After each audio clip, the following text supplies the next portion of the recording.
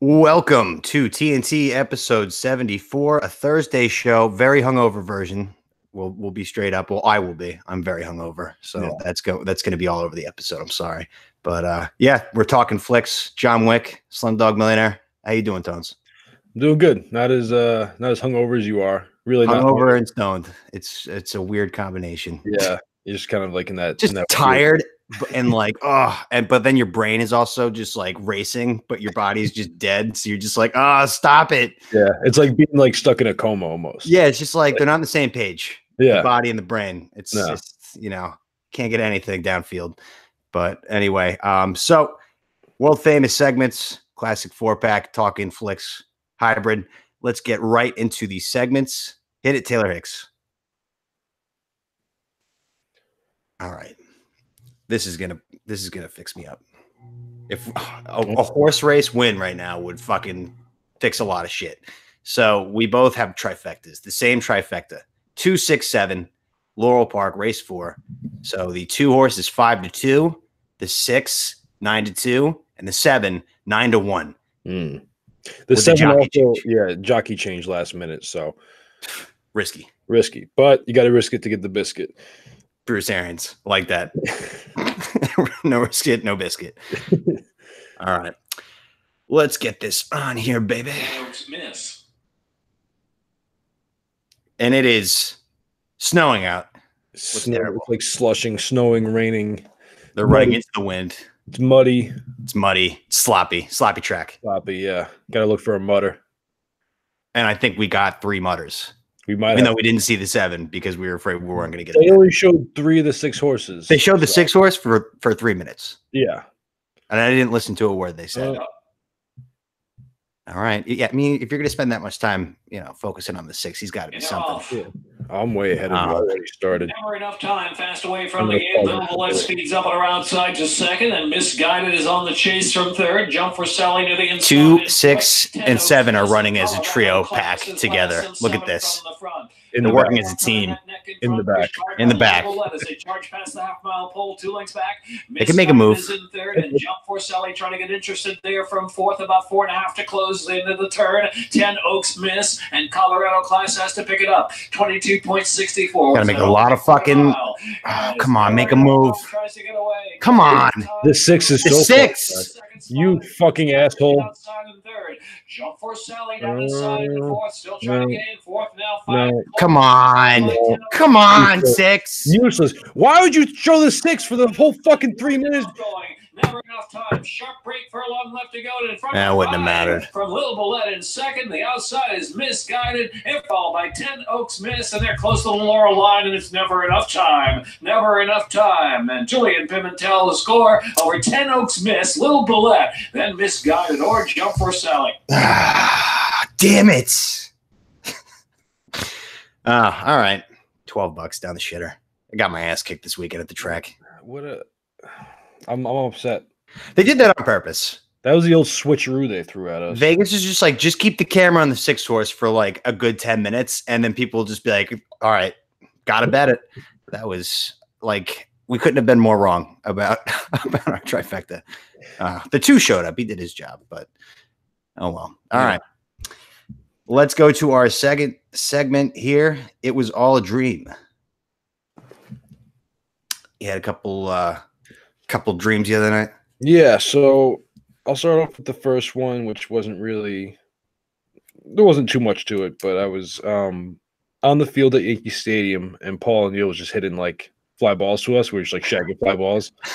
Shagging fly balls for Paul O'Neill? Yeah, it was kind of like a home run derby situation. There was a bunch of people in the outfield, and he was a righty for some reason. I don't know why he was hitting righty, but he was just hitting, we were just shagging fly balls, and all of a sudden out of nowhere, he just turned it on and started hitting bombs.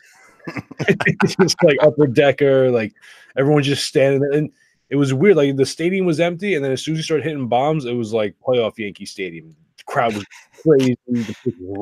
And you're still on the field? I'm just right in the right field corner or left field corner, just like watching these things just go out over my head. That's pretty awesome. That was pretty cool. And the other one's a little bit more detailed. So I showed up to work. It always comes back to work. And that day they were auditing our store, and like all of the big wigs from corporate were there, like all of them, right? Everybody. Yeah. And I was like, this is the perfect opportunity to get fired. So what I did was I brought my PS4, walked into the produce aisle, set up shop, and I set up shop like around 5 a.m. when I usually get there. And I'm just playing, and all of a sudden, like 8 o'clock rolls around. I'm just like, when are they gonna fucking come in here and yell at me? Yeah. And one of the guys comes in and he's just like, hey, look, you gotta get this out of here. You gotta get this out of here right now. Go put it upstairs. I'm like, put it upstairs? What are you talking about? So then I go, and all of a sudden, I'm not in my store anymore. I'm in like almost like a townhouse, you know? Okay. And there's like 4 stories to it, right? So I bring my PS4 all the way upstairs, and then there's like this room. It looks like a trap house, right? It's just falling apart, shit coming out of the walls, and like, yeah, just put it in here. And they're like, this is where you're staying tonight. I'm like, okay. So the big wigs at Restaurant Depot made you too? Yeah, and I'm looking in the room. There's one bed, and then there's a Bucks sleeping bag. A what sleeping bag? Bucks. Tampa Bay Buccaneers? And then you showed up out of nowhere. You were there. No way. And you were I'm in just the dream. You're just like, I got dibs on the sleeping bag.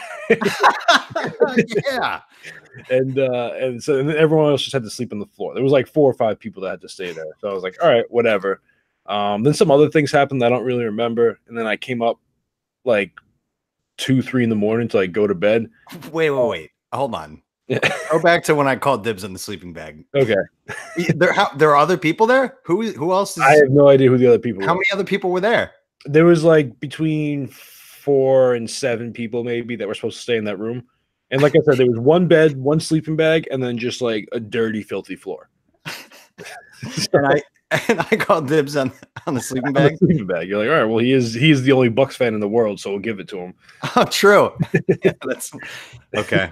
So I came back up like 2 in the morning. And I was like trying to see what's going on, and there was 2 people just like going to pound town in the bed, right? Like I couldn't see who it was. Like they had like the covers completely over them.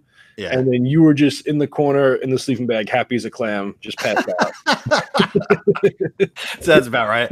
And that was it. That's why I woke up after that. But it was definitely interesting. What a dream! You remember that vividly too. That must. I did. It was weird. Yeah, I usually don't remember them that vivid, and I'm not even looking. Like I wrote it all down, but I'm not even looking at the notes. Like man, I don't remember much of it, but like while we're on it, there was a girl.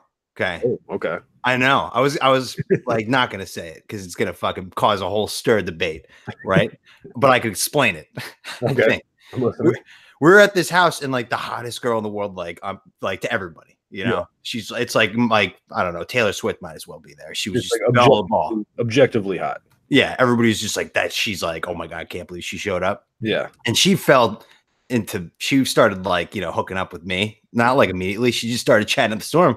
Yeah. So we were just having a good time. And people, now I'm starting to talk about it. I remember a little bit more details. There was one kid who was like, had this demented kind of head. Like he was a weird looking douchebag, but he looked at me. He's just like you have no fucking shot. I don't think any of them knew I was gay. Yeah. But I still wanted like the power of like, yeah, I got the 10.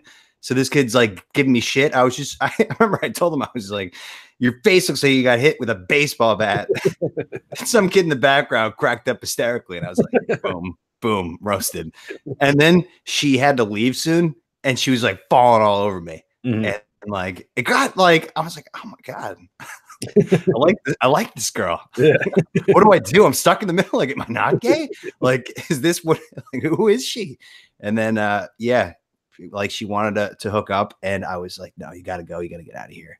Like your friends are waiting in the car. Oh, like it's like the the dog just throwing rocks at her. Get out of here! Get out of here! You gotta get out of here! You understand? With like Harry and the Hendersons.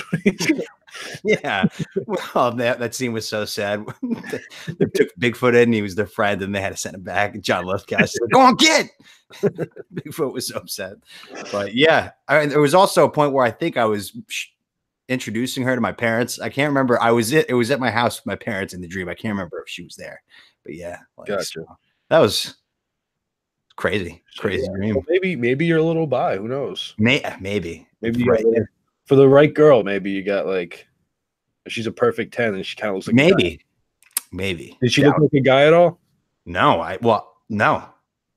But I remember like the whole thought process behind it, like when she was like in my lap, I was like, this is really nice, but like it a Linkin Park sound in there. In the end, it didn't even matter because I knew I was just like, man, this would be great, but this is just not how it works. Because like the moment we start to like if we like went into a relationship, I'd be like, no, yeah, like I'm not attracted to female anatomy. I'm just not.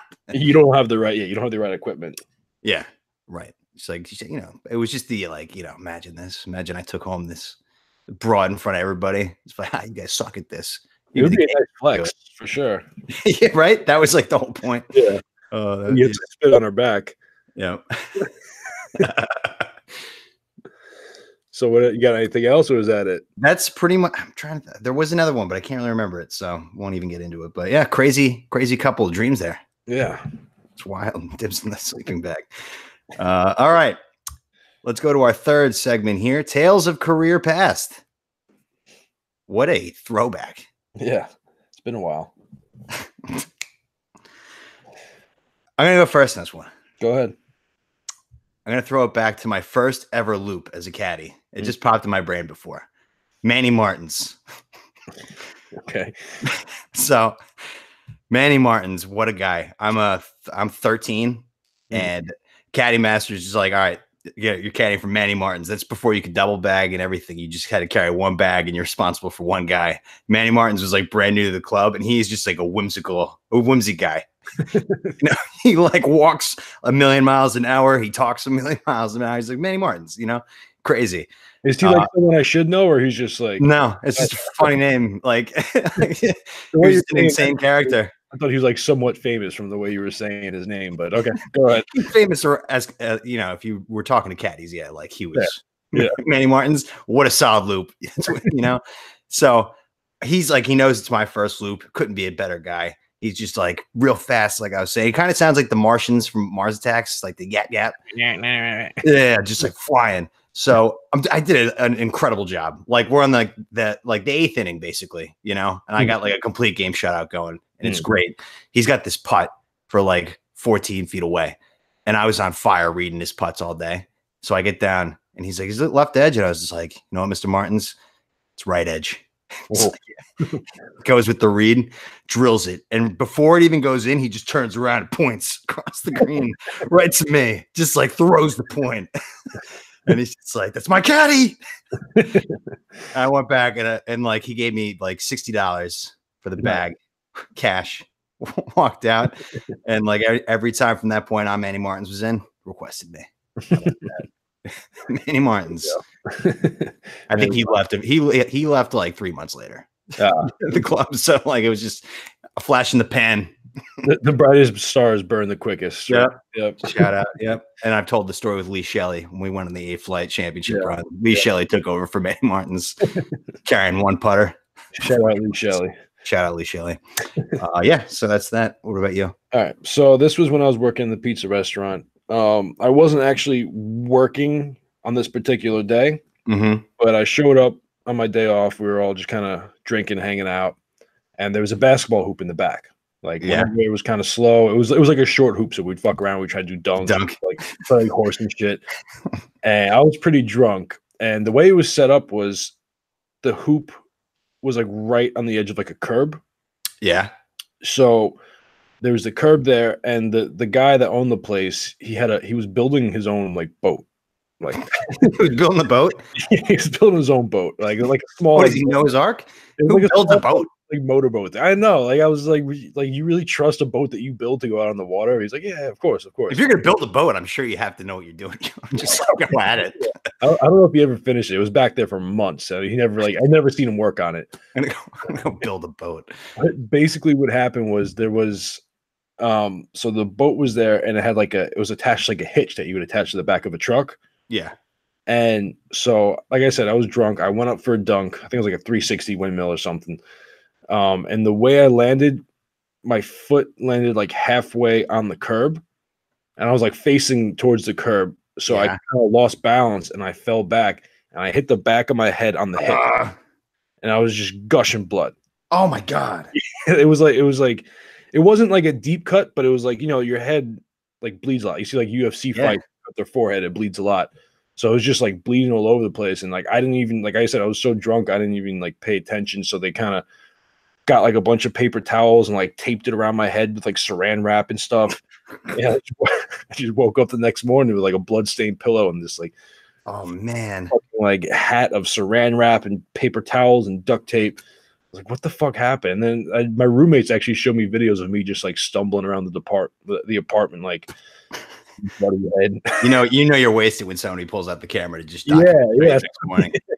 It was just like one of those nights. It was like one of the few off nights I had, and I was just like, yeah, let me just get absolutely shit faced. Yeah. But yeah, that's it basically. How you got scarred. Yeah, it's funny because like every time I get a haircut now, because I get my hair cut short, like my mom will see and she's like, "What happened to your head? When did you get that?" I was like, "I don't know, Mom. Like I'm not having this conversation. I can tell you how I got drunk and I was decapitated myself on a boat hitch. Got drunk, fell down. It happens. Got drunk, did some things, saw some things." Yeah, it's something like when I was blackout drunk, I just pissed on my bed like it was a urinal in front of my mom. Like it's just like we've talked about. It's just the body just with no brain, just walking around. It's gonna do what it's gonna do, you know. All right, let's get to the fourth segment here, which is Atone's Bones. You got a little bone to pick? Yes, I have a bone to pick with the Ridiculous Six. Right. This is a group of Indians. That's what I call them. They come into my store. Right. Native Americans. No. The 7-Eleven kind variety. Okay. And they come in like I want to say it's like every Tuesday. They come in at like 7:15 in the morning, right? The store opens at 7. It's like you don't have anything better to do at 7 o'clock on a Tuesday than drive to fucking Restaurant Depot and buy fish. It's their livelihood. No, like they're like these old Indian people. You can tell they're retired and they're just like it's a get together. There's 3 couples, right? That's why I call them the Ridiculous Six. There's 3 couples. One of them is like a 6'5" Frankenstein looking motherfucker, right? And then there's another guy that just doesn't have any teeth, right? And he always tries talking to me.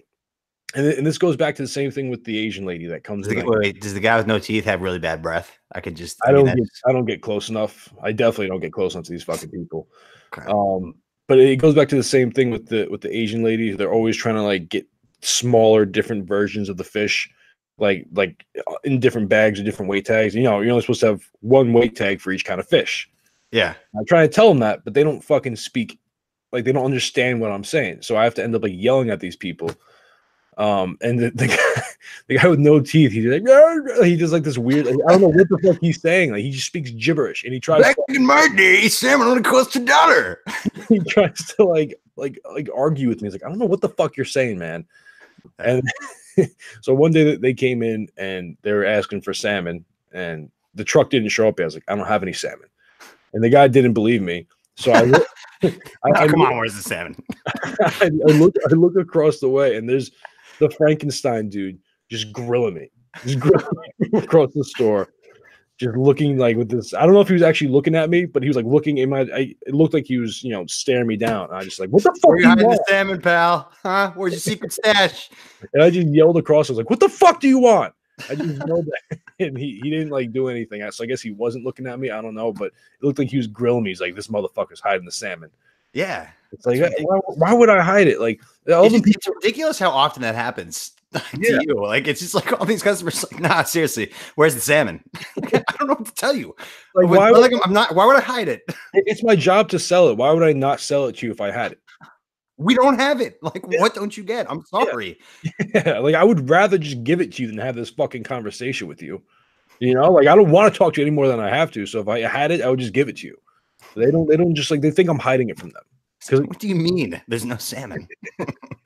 There's no salmon. It hasn't gotten here. They just it's hilarious. These people come in every week, they do the same thing. We have the same argument, and it's just like they don't like they always just want to get like a half a pound of sardines each. It's just like, no, you can't do that. Like I gotta weigh it all together. No. Just like no teeth yelling at me. Get the fuck out of my face, you old crusty son of a bitch. Drops mic. It's good. Mine, hangovers. So like I've heard stories, people in Scotland where they brew, or Germany, where they brew great beer. You could have like 30 beers, wake up the next day and not be hungover. That's what I'm like. I mean, now you just like you see these Bud Light campaigns with the high fructose corn syrup that like Coors and everybody uses and stuff. It's like, oh, if you could just like treat it like an art form, you know, like we just use the sloppiest ingredients, and like the hangover is just this shouldn't happen. Okay, stuff that your body's not supposed to have in it. Yeah, I know, but if they're not getting hangovers, then we shouldn't, because we're America, damn it, and we can do anything. If they can do it, we can do it. Right. That's what I'm saying is like, you know, over there, they probably just use like normal ingredients. Over here, we got all kinds of chemicals that aren't supposed to be. They like, just live in fields, just like wheat fields, just glorious pastures. Yeah. Here, Baltimore is just covered in pavement and rats and poop. And under the underpass of I-95, Bumland. Have I told you about Bumland? Yeah. Bumland is huge now. It's like it looks like a big tailgate. It's crazy. You just roll up with a couple sausages and a 6-pack. Like, hey, we doing this? Not even that. They just like find garbage, like bring it. Like it's just like old garbage couches that they just get on the curb. It's like probably my guy who steals my cans. He definitely lives in Bumland under the fucking highway. Crazy, but yeah, hangovers. Come on, clean it up. What are we doing here? Like 2019. Somebody go to Montana and just like have a brewery and just make a delicious light beer. You know what it might be too? Is this kind of goes back to, remember I was buying the Italian pasta? Like we have our wheat is like genetically modified to have a higher yield. Yeah. So maybe it's just more for the body to break down and the body can't handle that. Hey, that's very plausible. Yeah. Whereas, you know, over there they have like the lighter you know, more European wheat that they can. I don't know. I'm not a scientist. I'm just like thinking, because like over here we add so much shit to our food and our drinks. Yeah. It's cheaper and it produces a higher yield, make more money off of it. Yep. You know, sometimes cheaper isn't better. Yeah, and they're just like, fuck it, beer's bad for you. We're just gonna like rob you, and it's just, you know, it's just a terrible price to pay, because the morning is the most sacred time of the day. You know, you get a coffee, you get breakfast. Yeah. Watch some highlights. Well, they say, what was Frank Sinatra's quote back in the day? He was like, I feel bad for people that don't drink because that's the best you're going to feel all day. No, I haven't heard that, but I like that. Yeah. Same with vegans. You know, I bet you if you're vegan, you definitely don't drink, right? You can't. I don't think you can. I mean, if you're vegan, your body's a temple. You know, you have to treat it as such. Maybe like Michelob Ultra is like the exception. Mm-hmm. I can see vegans being big Michelob Ultra guys, but like I'm having a ribeye later. I went grocery shopping yesterday. No big deal. Okay. I embarrassed myself in the deli aisle. I've never ordered cheese at a fucking like deli, and my brain was like noodle brain. It was so early. I don't know why I was up so early, but something in my brain was like, I have to go fucking grocery shopping because I'm almost out and I want to get there early. So I'm like the only one in the store. Yeah. And in the cheese section, if you go anywhere near, they're just like, hey, how can I help you? I'm just like, half pound American. Is that it? Yeah, that's it. But I didn't even come here for cheese, but you just stopped me. You stopped me. I might as well get some. I just walked through a grocery shop aimlessly, just yeah, I need that. Yep. That's the best when you just wander around and just whatever catches your eye, you buy. I always head straight to the steaks, the beef. And like I just kind of look around and I'm just like, give me one of them ribeyes there, please. New York strip. Yeah, put that on there. And they just wrap it up and give it to you. Yeah. The one guy, my guy for Bucks games who like I had to go to for steaks last season, I don't see him around anymore. He's the guy who like I would be there at the same time every morning on Saturday. I would just go up, get the steak, and he would just like hand it to me, like perfectly. Like he knew, even though he didn't. He knew like the steaks were important at this point. He's like, this is some sort of ritual. I don't know what it is, but like, here you go. Definitely important. Yeah. I hope you enjoy it. This is a good cut. I don't see it anymore. So is that your butcher? Because you said you had a butcher. The butcher's gone. Butcher's gone. He was in the Cross Street Market, and like the guy who bought it, he cleaned house. Like they were fighting for it, and then they did this inspection, and they found like I'm disgusted. I even bought steaks from this place. There was like poo problems. They had poop problems. Like the sewage was going like to their fucking like water streams. Yeah, and like they hadn't detected it forever. So, and there's rats everywhere, like rats underground, like all over the place, like chewing out like it could have collapsed eventually. That's how many rats there were. Oh shit. So it's he gutted it. You're like, oh, I'll take a ribeye, and he like brushes a couple rats off. It's like, here you go. It looked clean, but like I could see it now the way the place smelled. But the guy who bought the whole market, there were probably like 12 stalls that were in there, including like a bar. Cleaned them all out, and this is they're probably like 2 years or a year and a half like behind schedule, I'd say. Oh shit. So I don't know how that works when your business just gets like kind of closed down like that, if you get insurance or something. I feel like you wouldn't if you just have poop and rats everywhere. Well, it wasn't their fault. It was whoever owned the building's fault. Like if you have like a business license and you're just selling steaks in that market, and then the guy has to like renovate and clear house, like they're not working. They haven't worked in like 2 years. I thought it was like specifically the butcher that had that. So it was everybody that had that problem? Everybody. Well, yeah, it was like a whole, Quincy Hall in Boston. Like, not really. It's basically like it's like a food court, basically. Is it like it's essentially a food. What's the place in Philly? There's a market like that. There's a bunch of stalls. There's a butcher. That's what it is. So whoever owns it, and like if he buys it and has to clear it out, I don't know if these people like get insurance or they're like a struggling butcher to begin with. Yeah, it's just not to sell any steaks for a year and a half. That's tough. Yeah, but anyway, I forgot what we were even talking about. Hangovers. Rough one. Anyway, okay. Reading Terminal Market. That's what it was. I googled. What was it called? Reading Terminal Market in Philly. Okay, sounds familiar. Don't think I've ever been there. Yeah, I went there kind of recently. But anyway, what do we got? We have segment number 5, which is what's good. I had to listen to White Iverson by Post Malone.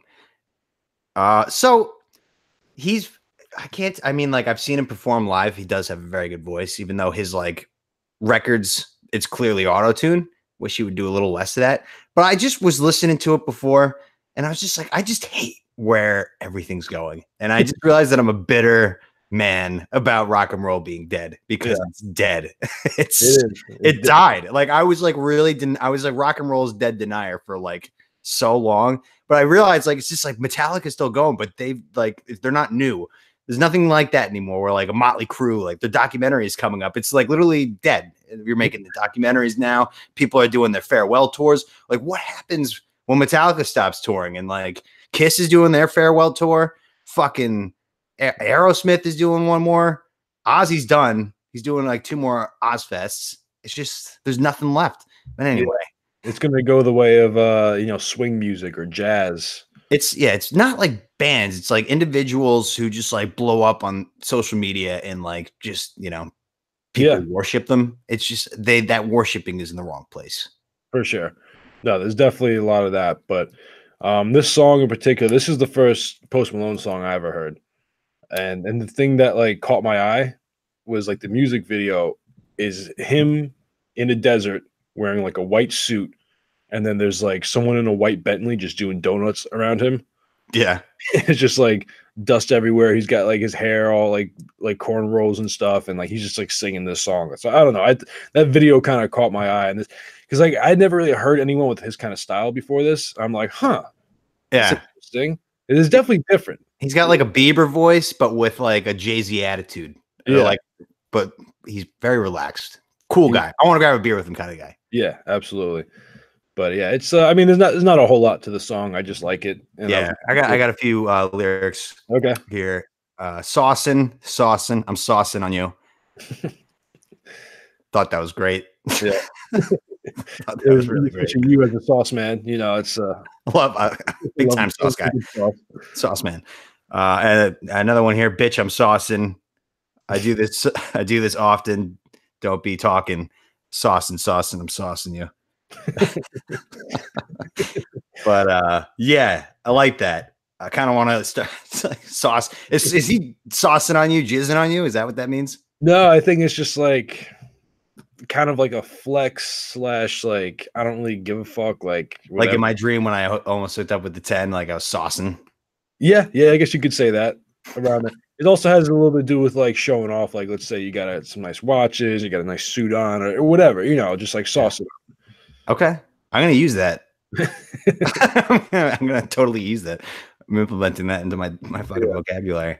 I got 2 recent ones, saucing, and the last one was jelly roll. Jelly roll when you give 10, like a couple bucks of your winnings to somebody else for good karma at the horse track. I didn't know that. Yeah, jelly roll. Jelly roll. Yeah, Win a big race, give your friend 10 bucks. Jelly roll, good karma. The thing I like about this song is he's like comparing himself to Iverson, who was like a great basketball player, but like you wouldn't really consider him among like the greats. And that's what he's kind of saying. He's like, look, like I'm the White Iverson. Like I'm not, like I'm here like make an impact, but I don't really want to be, like, Jay-Z or a Biggie. Or like I'm just here, man, to sauce on people, you know. Yeah, he's just saucing. But yeah, you know, ugly guy. Anyway, let's go to our 6th and final segment here, which is a Let There Be Rock. So you had to listen to Kokomo by the Beach Boys. Yes. What'd you think? Gonna be honest, not a fan. What? I don't like what this song represents. Okay, why? Because it's part of what's wrong with our society today. Okay, Vacation. Everyone thinks you can escape your problems. You can't. You can't escape your problems by going to fucking Kokomo. Okay, you got problems. You're in debt. You got student debt piling up. You don't have a job. Jesus. Let's go to Kokomo. Let's go to Bermuda. Let's go to Jamaica. It doesn't work like that. Doesn't work like that. You got to stay home. You got to figure out your shit. And then once you make money and you're successful, then you can go. Then you can go to Kokomo. Okay? Okay. You can't escape your problems. You can't. You look at people on Instagram, you see all these models on the beaches, right? You're like, oh, I want to be there. You got to earn that shit. You hear me? You got to fucking earn that shit. Yeah, I agree with everything that you just said. So I don't touche, but it sounds great. I mean, it's catchy. I don't think the Beach Boys really didn't put too much into their lyrics at all. They weren't like artists. When they started to do that later down the road, and like the band exploded over it, like bad ways. Like it became like they all broke up. And then they started to suck. But yeah, I mean, I just thought it's just I was just jamming to it the other night, and I was like, you know what? Like this song does not like people listen to Post Malone, people listen to Cardi B. Is Cardi B a singer? She's a rapper. She's a rapper. She can't sing. She's a rapper. A rap. What's like the female version? A rapier. A rap. Yeah, rapia. Rapia.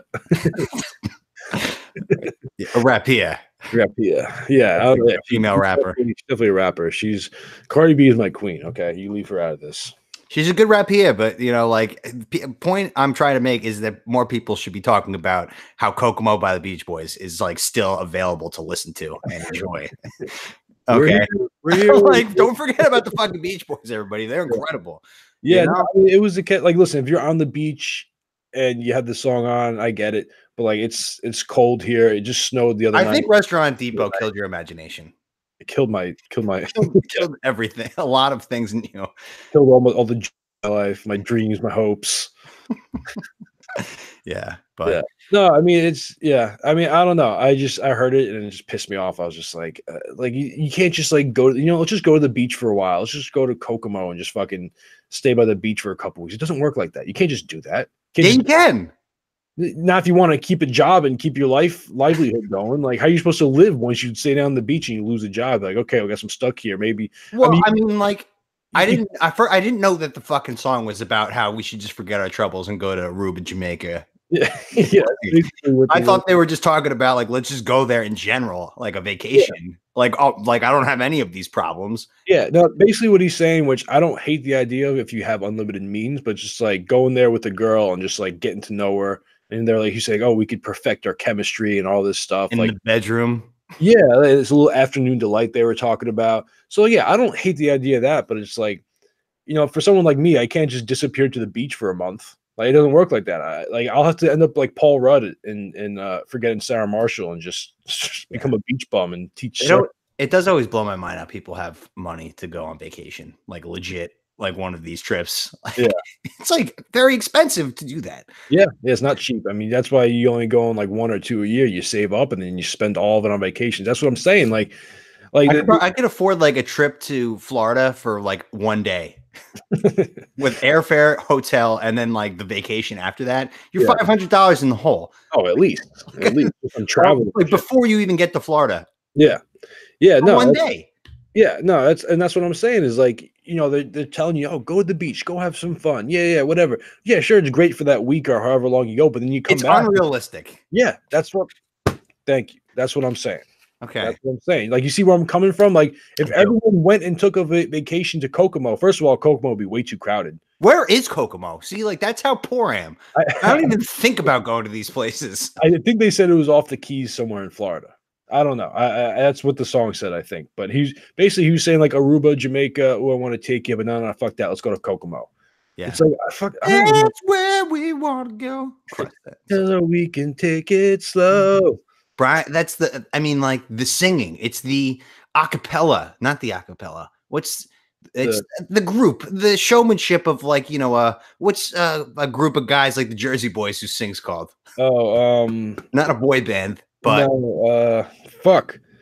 It's I know what you're talking about. It's like the doo-wop, like a barbershop quartet. I don't know what to call it, but that's what there's to be appreciated for, you know? Yeah, no, that's fair. That's fair. I mean, yeah, no, it was definitely like a catchy song. All I'm saying is like you're going to go on these vacations and stuff, and you're never going to get ahead in life because all the extra money you have, you just spend to go to Kokomo for a week. Yeah.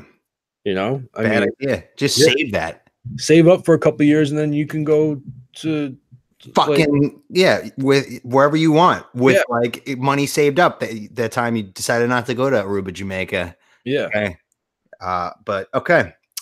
So still think it's a great song, but you're right. You didn't think I was gonna have that kind of take, did you? No.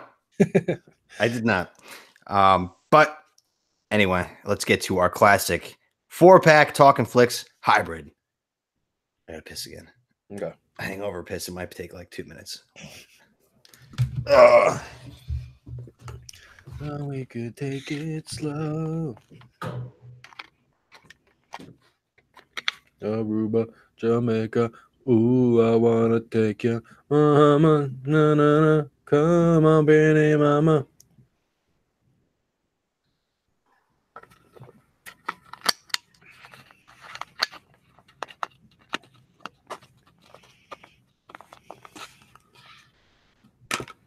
There might not be enough space and piss jug for this. I underestimated it. That's not good. Half a jug.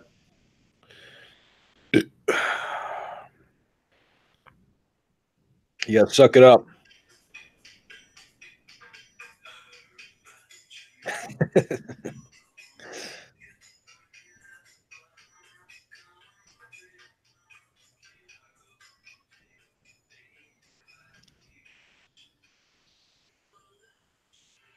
Yeah, it's off the flood keys.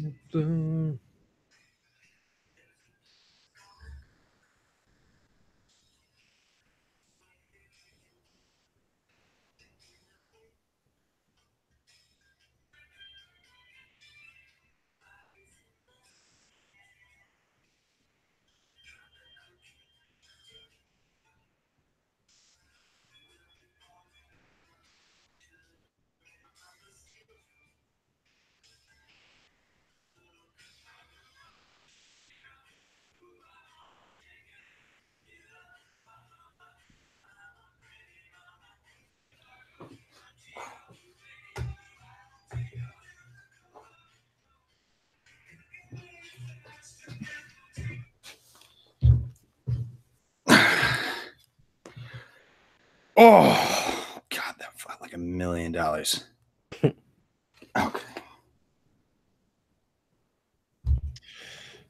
Just saw some kid we went to school with got fucking engaged. Oh, look at that. What an idiot. Seriously. Okay. All right. You ready? Yeah. All right. So we have our movie reviews. Shout out the heat. I had to watch John Wick. You had to watch Slumdog Millionaire. Yep. 2 very different movies. Very, very different. So what did you think? Because I love Slumdog Millionaire. This is important. Yeah, no, I mean, I really enjoyed it. Good. Maybe it was a little overhyped just because, like, damn it, I hadn't seen it and it's been out for a while. And I've heard how great it is. Yeah, it just seemed a little improbable how everything kind of just like he just happened to like know everything from like all these past. Well, he did. He did. No, he did. And also I just didn't. It's kind of like not like a big deal, but I just never knew that there was like Indian gangsters, which I just can't take them seriously. I mean, they're not gangsters. It's like it's a mob. It's Yeah, that's what I'm saying. Like they're Indian, like mob gang. Well, I don't know. they're fucking. They steal kids, and then they burn their eye out and tell them to sing on the streets. They get more money by having one eye, and then bringing it back and then using it. That was fucked up. In. I mean, it definitely makes you very appreciative of where we are. Like, and we've talked about this a couple of times from different movies we watch. Like, yeah, America has its problems, but everybody shut up. Like, look at it over there. Go watch Slumdog Millionaire. I mean, this kid, he went through the gamut. Lost his mom at a young age. Him and his brother were just like kind of hustling on the streets on their own, like just like fucking over, like hustling tourists, giving them like bootleg tours and stuff. Making their way. Yeah, and and like they go with like a group of kids, and like these guys are basically just like dismembering these kids or like burning their eyes out to fucking like the reason, cause like that guy, what a fucking asshole. Yeah, but that movie is so great because of who's the I forget what the main character's name is, but him and Latika. Oh man, that love story is like a top 3 ever for me. Star-crossed lovers. I mean, like to just go from when they were like basically babies, from the camp where they get kidnapped all the way till the end of the Who Wants to Be a Millionaire. Yeah, and it has a happy ending. Like, it's great. I just gotta say, I mean, like just a little bit of a side note. There are a lot of like Indian women that are like hairy and gross looking, but there's also a lot of really hot Indian women that they don't get enough credit for. Yeah. She's one of them. Matika. What's her name? Matika? Latika. Like a latka. Latika! She was a babe.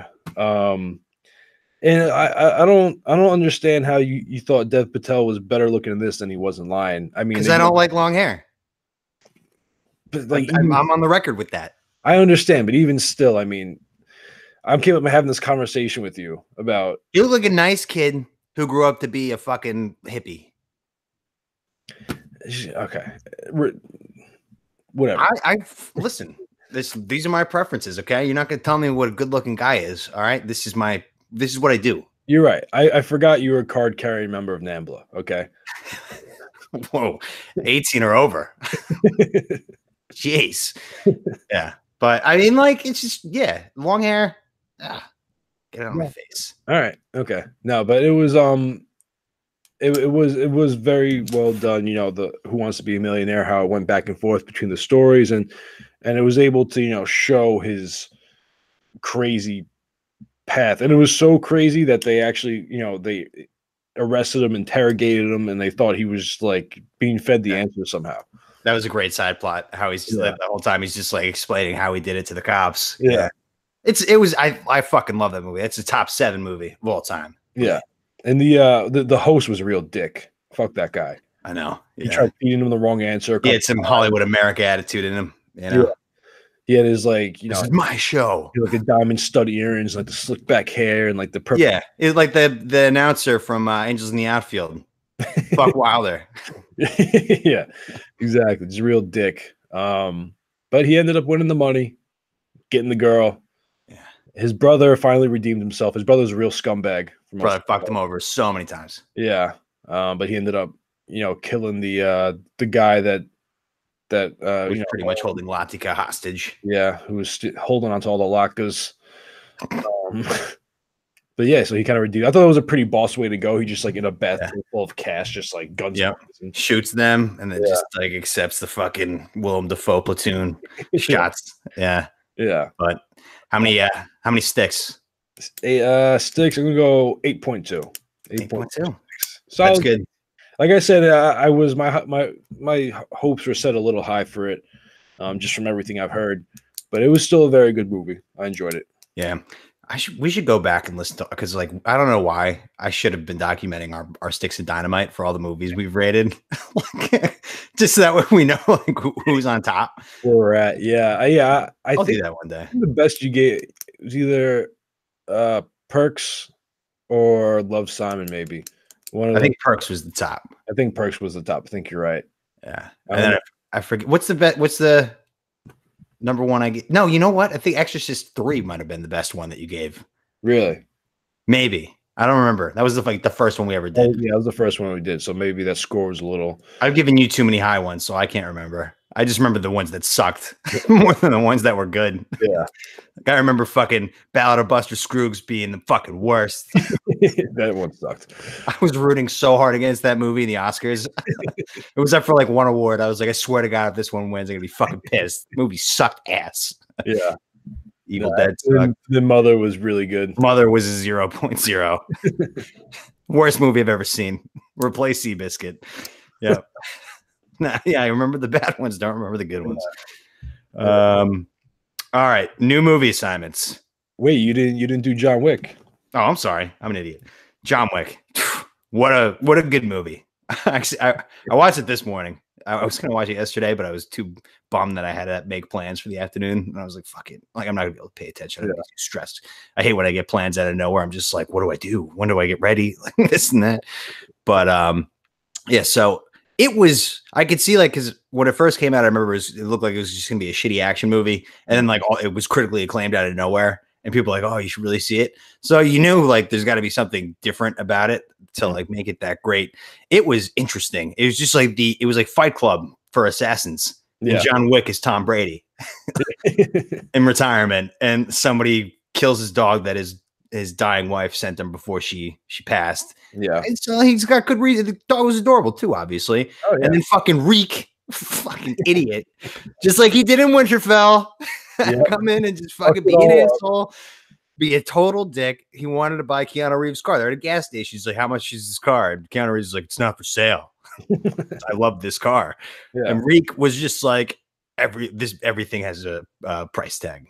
And then like Keanu Reeves spit it back to him in Russian because he could speak it. Yeah. I guess everybody could speak Russian in that mob because it was a Russian mob, which he used to be part of Tom Brady for. But yeah, the guy fucking beats the shit out of Keanu, gets his dog killed. Turns out, oh my God, you just did that to Tom Brady. Now he comes back, wins another Super Bowl. Revenge tour. It was awesome. But yeah, he was fucking, it was a cool movie. Like, I'm probably going to watch John Wick 2 tonight. Yeah. The second one was, I don't know if it was as good, but it was right up there, Yeah. It got similar reviews, and like I'm all in. It's just the style of like how it's shot, where it's like the Continental, the hotel that everybody who's like a hitman like gathers in, and like that whole the crime world. Yeah, it's an interesting like backstory under the city grounds crime world. Yeah, it's like really interesting and cool. Yeah, and the cool thing is that's actually Keanu Reeves doing all that shit.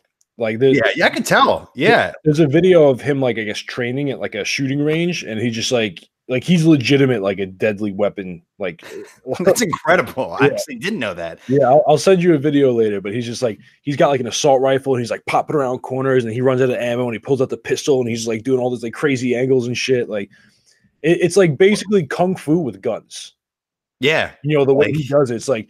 He like get into like hand-to-hand combat. And he like take their gun, turn it, like shoot him in the head, and then like shoot the other guys. Yeah, that was his signature move.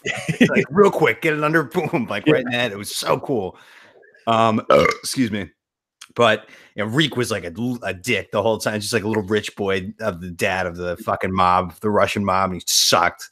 But I mean, like killing a dog in general, like dick move. I mean, you deserve whatever comes to you if you do that. It wasn't even like it's not like a big. It was a little fucking. What's the like? It wasn't like a self-defense thing. It was just like my dog Skip. Yeah, no, he's just like no, because the dog was barking, and they were just like shut that dog up, and then he just goes over and punts it, kills the shit out of it.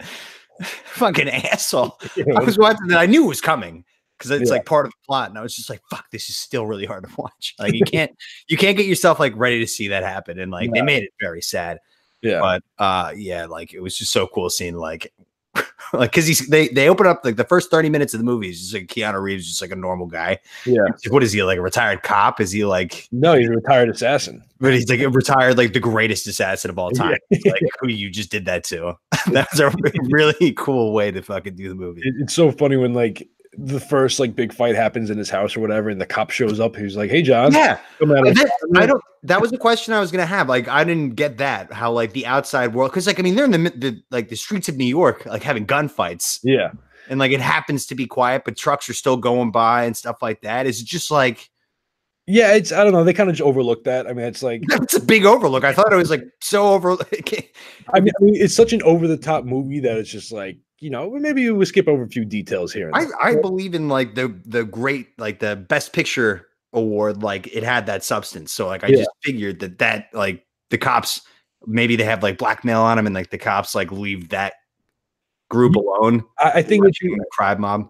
I think it's just more like, you know, these hitmen and these assassins, like they're mainly just taking out bad people. So they're just like kind of let them, because like what's a regular like NYPD cop going to do against John Wick? Yeah. You know, so it's like, all right, maybe just let them do their thing, and then we can like, you know, it's like it's now I'm thinking about it, it's like in The Dark Knight with like the Joker. You know, the cops are just like, what are we gonna do? Like, like there's such a big, deep crime world. They just don't even do anything about it. It's just so massive, right? But yeah, I'm gonna give this movie 9.1. Ooh, wow. Really good, right? Really good. You expect it to just be a dumb action movie, but then it's just like, like just the whole the story. Like if you watch the second one, you'll get more into the story. Just the whole idea of the Continental and this like international assassin ring is just like really fascinating. Because the third one should be awesome based on how the second. Yeah, I saw it was in production. Yeah. So I'm excited for that. So I'm a John Wick fan. Great. Yeah, I just watched the second one a couple weeks ago. I'd never seen it, and the way it ended, leading up to the third, I'm excited. Awesome. Cool. So don't give that to me because I'm going to watch it. Well, you could if you want, but I'm going to watch it. I'll give you. I got something else in store for you. Cool. All right. So, well, what is it? Because now we have our new movie assignments. It's called Hard Candy. Hard Candy. It's so the girl from Juno, she's like a 14-year-old girl, and she meets this like 30-year-old guy online, and she goes over to his house, and it looks like it's about to end up real bad for her, but then she turns the tables on him. I'm just gonna leave it at that. Okay. It's kind of like a psychological thriller almost sort of thing. Yeah. Very, very intriguing / disturbing. Interesting. Okay. I watched it the first time the other night, and I was interested. I'll leave it at that. I don't want to give too much away. All right.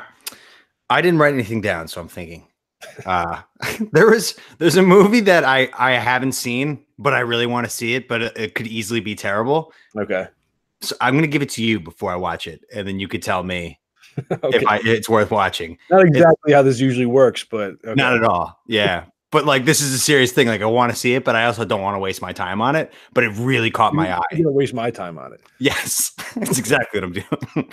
It's called Southbound, I think. Let me look it up real quick. I saw a clip of it, and I was just like, that looks... It's a horror movie. Okay. And it's got like a monster in it, and the monster was like, it caught my eye. Yeah. Southbound. Okay. 2015. 80% Rotten Tomatoes, but 58% Metacritic, 5.9 out of 10 IMDb. That's a really weird skew. Yeah, that's Southbound. Southbound. That's what I mean, like, because I saw all this and I was like, I have no idea. So 80% of the critics liked it, and then 51% of the audience. So it's like hated by the people.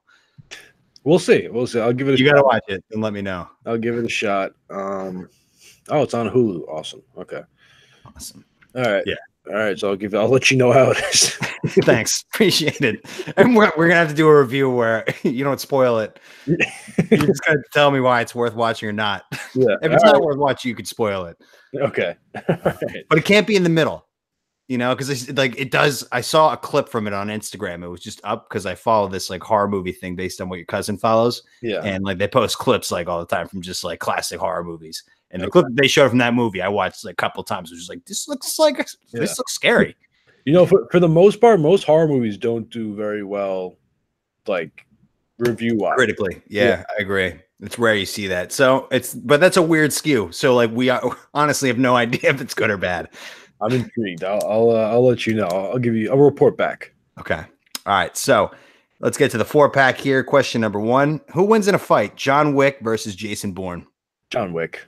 Yeah? Yeah, I think so. I mean, now this is the way I looked at it. Jason Bourne, like obviously he's very talented, very dangerous. Yeah. But he's like on the run from the government. Like they're like the government is coming after him. John Wick is so dangerous that the police and the government, they know to leave him alone. You know, like the whole thing with the cop, like, oh, you got a retirement, John? Like, it's not like, oh, we got to get him. It's like, no, okay, like, let's see what we're dealing with here first. Yeah. And I also feel like John Wick is just a lot more lethal. Like, he kills a lot more people in his movies. Right. But he's in the position. Yeah, I mean, I don't know. You put Jason Bourne in like that lifestyle of like the underground assassin club. Like, I'm sure he'd hold his own fine. Yeah. But, like, he'd be like Aaron Rodgers and like that's Tom Brady. Right. Yeah, that's kind of the way I looked at it. Like, obviously, he's known to be trifled with Jason Bourne.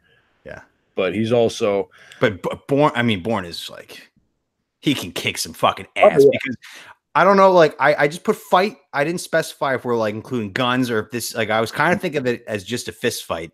And John Wick, like, he got his ass kicked a few times in that first movie. He did, but he got back up. Bourne very rarely. Yeah, he always got back up. That's true. He also wasn't going against like other international assassins for the most part. He was henchman. He was going against people like that in Ultimatum. I've seen like the first 2 or 3 of those movies. I cannot tell you a single thing that happened to them. Okay, that's good to know. I watched them, but I don't remember them at all. Okay, I remember the one scene where he sticks the pen into the guy's hand.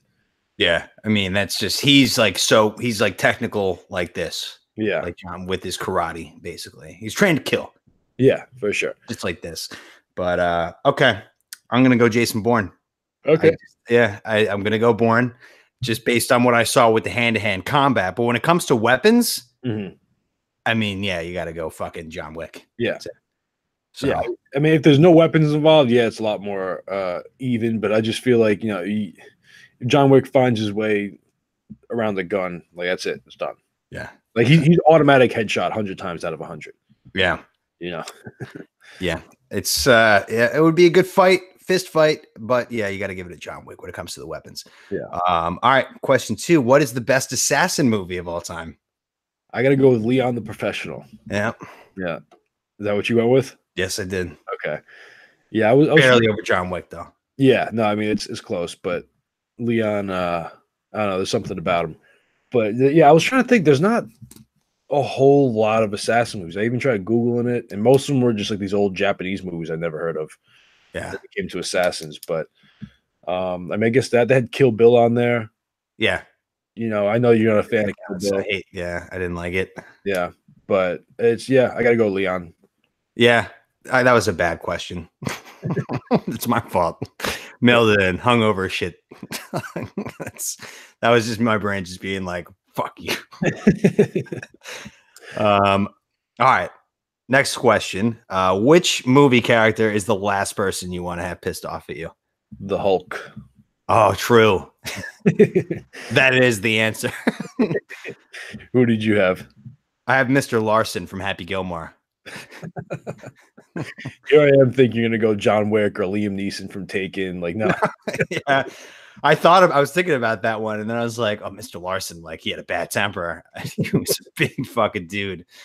That'd be like a realistic thing. Like that's like the Lurch guy, right? Like the big. Yeah, the guy with the nail in his head. Happy Gilmore accidentally hit him with a nail gun. And he beat the shit out of him. And then he beats up Shooting McGavin at the end. That's a pretty good one, yeah. Yeah. But the Hulk, I mean, like if I feel like you really have to piss him off. Unless he's like at a bar. Like imagine that guy at a bar drinking like tequila. Where like if you look at his girlfriend the wrong way, like that happens. Everyone in the bar is dead. You start talking shit to him, like, because you're drunk, and you're just like, I didn't say fucking anything, pussy. And then he just, like, becomes the Hulk. You're just like, I didn't sign up for this. So look at this nerd in his lab coat. Look at this fucking nerd, and he just turns. Look at this fucking nerd. What's up, Four Eyes? What are you drinking, a math light? Yeah, so Hulk definitely want to avoid the Hulk. Yeah, and Mr. Larson. All right. Last question here before we wrap up the show. I don't know. I don't know what my brain was going through. Which actor do you want to see play James Bond next? I guess it's an alright question. Yeah, no, it's. I think there's an interesting discussion we had here. I mean, they keep talking about Idris Elba. I would like to see that. Mm-hmm. Stringer Bell from The Wire. But if this guy could, I don't know if he can or not, but have a British accent, I want to see Bradley Cooper. I feel like he would be a good James Bond. Yeah. He's smooth. Well, no, because James Bond, does James Bond have to be British? I mean, he's part of like the British secret, like Bradley Cooper. I can't see doing British. Well, that's what I'm saying. Like, if he could do a British accent, I feel like he would be good, but I don't know if he can.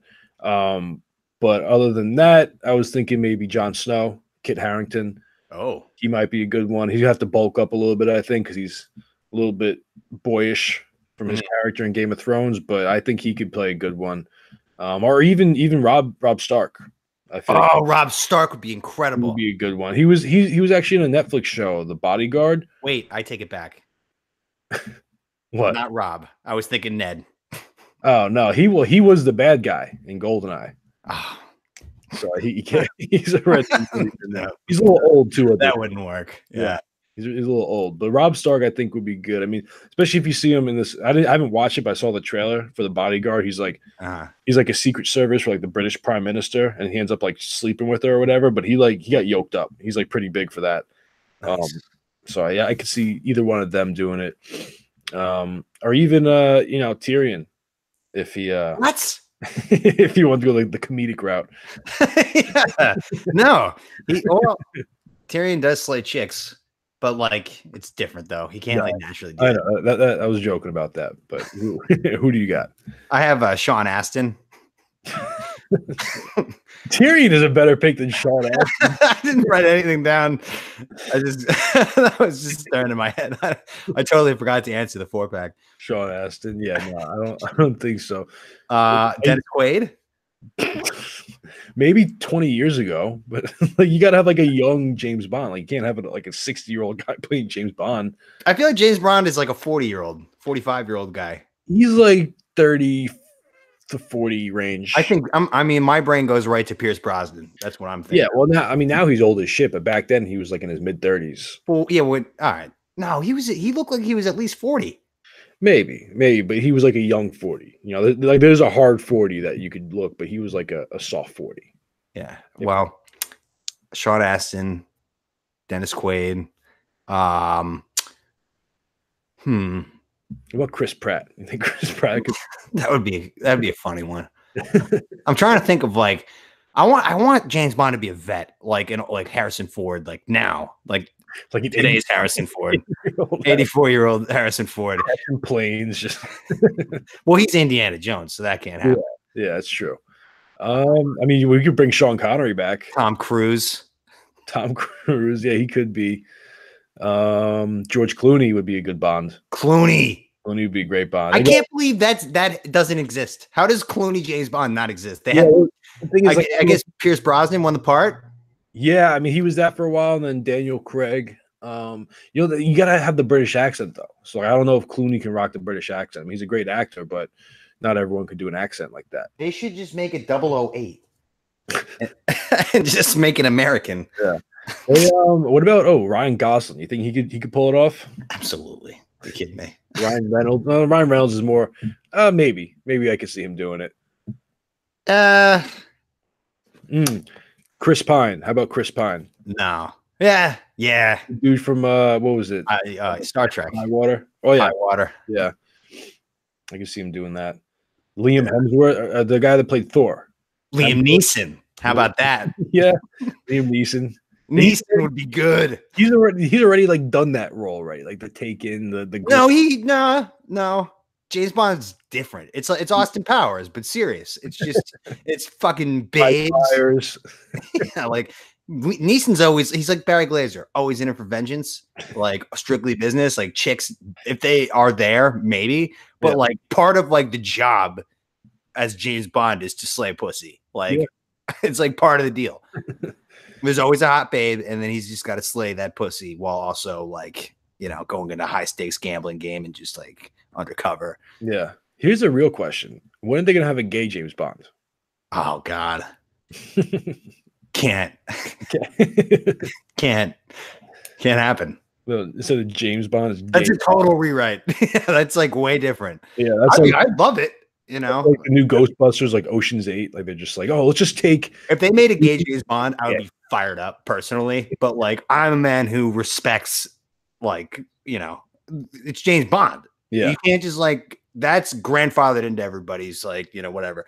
Like it would be nice if you can make gay James Bond, but like don't take it seriously. You can't associate yourself with the franchise. It's just like you do your own thing. yeah. It's he slays pussy. That's it. Gay End of Bond. story. Gays Bond. Who do you think would play the gay James Bond? Gay James Bond. I can see Adrian Brody. Oh, fucking Army Hammer. Who? You remember the spoiled douchebag from Social Network, the twins? Oh, okay. Oh, yeah. Okay, yeah. Army. Okay, yeah, that's fair. Yeah. No brainer. Yeah. Or yeah, going back to this regular James Bond, Kevin Costner, last one. I think I was just thinking Kevin Costner before. Kevin Costner would be phenomenal. All right, that's the show. My hangover is pretty much gone away since we started recording. So You're welcome. TNT is I fucking. got the energy out of you. It's also 5:30 p.m. It's 3:20. Oh, it's 3:20. Thank God. Huge. Yeah, I got to get up at 4 a.m. tomorrow. it's got an extra 2 hours out of your day. You're welcome. Well, you have to wake up at this hour. What time do you go to bed? I usually get like 6 hours sleep max. So usually I'll go to bed at like 10. If I'm lucky, sometimes even later. And I'm just miserable, tired the whole day. And I just wait until Thursday when I don't have to be in until 9, and that's when I just get all my sleep in. Yeah. Wrong person to ask. Yeah. No, I if I get more than 6 hours, it's a good night. Okay. All right. Well, thanks for tuning in, Bomb Squad. We'll talk to you later. Have a good one.